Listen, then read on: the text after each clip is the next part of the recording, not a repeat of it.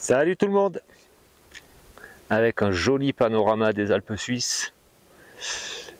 Hier, j'ai été spectateur de deux événements qui m'inspirent un sujet aujourd'hui, sur lequel j'ai déjà parlé il n'y a pas longtemps.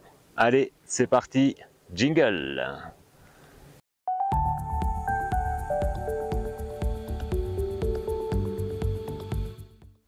Ces deux événements, ça a été des accidents qui ont eu lieu proche de moi hier. J'ai pas vu les accidents en direct, mais j'ai vu les évacuations. Et deux dans la même journée, et ça m'a vraiment inspiré ça, parce que ça me ramène un petit peu à l'accident que moi j'ai eu. Et c'est le sujet que j'ai parlé, c'est les ressources internes. Et qu'est-ce qu'on a comme ressources internes à ce moment-là? Parce que il ne s'agit pas d'être juste prêt par rapport à avoir des bonnes assurances, être sûr de pouvoir être pris en charge comme il faut.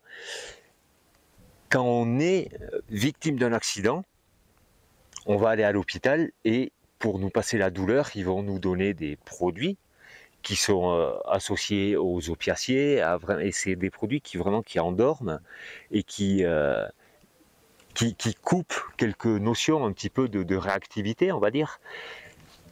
Et on va pas avoir à ce moment-là toutes les questions nécessaires et les propositions que autant les médecins que les assurances font, ça va pas jusqu'au bout.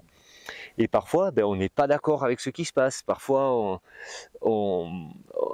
après coup, on se dit « Ah, mais si j'avais su, j'aurais fait différemment. Si j'avais su, j'aurais fait comme ça. » Et acquérir des ressources internes pour vraiment avoir un esprit le plus affûté possible dans des conditions difficiles, ça va vraiment servir à ça. Ça va servir que quand on est diminué par un choc, déjà on a mal, ensuite on est choqué psychologiquement parce qu'on va avoir potentiellement des séquelles. En plus de ça, on a des produits qui nous endorment et qui nous réduisent un petit peu dans la réflexion et la réactivité. Si en plus de ça, on n'a pas beaucoup de ressources internes pour pallier un peu à tout ça, on va vite aller dans une pente descendante et ça peut aller jusqu'à ne pas avoir les soins nécessaires pour vraiment guérir au maximum de ce qu'on pourrait guérir, pour se remettre en forme au maximum de ce qu'on peut se remettre en forme. Et même niveau administratif, ça peut aussi nous mettre les bâtons dans les roues parce qu'on n'a pas l'esprit clair, on ne voit pas tout ce qui est clair. Et en plus de ça, tout ce système-là va nous inhiber à quelque part. Et donc, même si on y pense un peu dans notre nuage comme ça, et qu'on n'a pas ces ressources internes, on ne va pas oser. Parce que déjà, on a fort une tendance à ne pas oser demander, à ne pas oser confronter. Parce qu'on va dire qu'on va déranger les gens. Et alors, quand on est dans cet état-là, on ose encore moins. Donc on ne demande pas et on n'a pas les soins nécessaires. Et on n'a pas la réactivité nécessaire. Alors, toutes ces ressources internes, en fin de compte, c'est travailler sur soi et pour déjà se dire, ok, les médecins, ils sont là, ils sont payés pour nous soigner, ça c'est clair, c'est la première chose, mais ils sont là pour répondre à nos questions.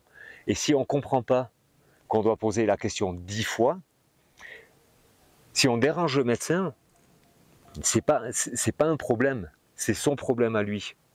Nous on est là, on est des clients à quelque part, ça c'est une chose, mais on n'est pas que des clients, on est là pour vraiment se remettre en forme le maximum qu'on puisse. Et si on n'ose pas faire toutes ces demandes-là, on ne se donne pas les chances. Alors après, on va facilement dire, c'est la faute des médecins, l'hôpital est mauvais, je ne dis pas qu'il n'y a pas d'erreur, bien sûr il y en a. Mais sauf qu'il y a beaucoup de cas, je pense, où la victime, le patient lui-même, il ne va pas au bout des démarches. Et face aux assurances, c'est pareil. Les assurances, eux, ils ne vont pas vous proposer la meilleure solution. Ils ne vont pas dire, ah mais si on dit ça, si on fait ça, et puis si on pousse au bout, si on relie le contrat un peu entre les lignes, mais en fin de compte, on a plein de droits auxquels on ne pense pas. Moi, si je prends dans mon cas, avec le soutien de mon épouse, heureusement de ça aussi, on a appelé notre protection juridique. Notre protection juridique, eux, ils ne savaient pas trop répondre. Ils nous ont envoyé vers un avocat. Et l'avocat, lui, c'est son boulot. C'est son boulot de confronter d'aller au bout. Mais il a fallu que je porte plainte contre la personne qui m'a renversé. Moi, je ne voulais pas porter plainte parce que ça dit quoi de moi si je porte plainte? Mais on ne porte pas plainte contre des gens qui, en fin de compte, elle n'a pas fait exprès, elle n'avait pas fait d'erreur, elle n'était pas bourrée, elle roulait pas vite, elle a rien fait de... L'erreur qu'elle a fait, en fin de compte, on l'aurait tous fait.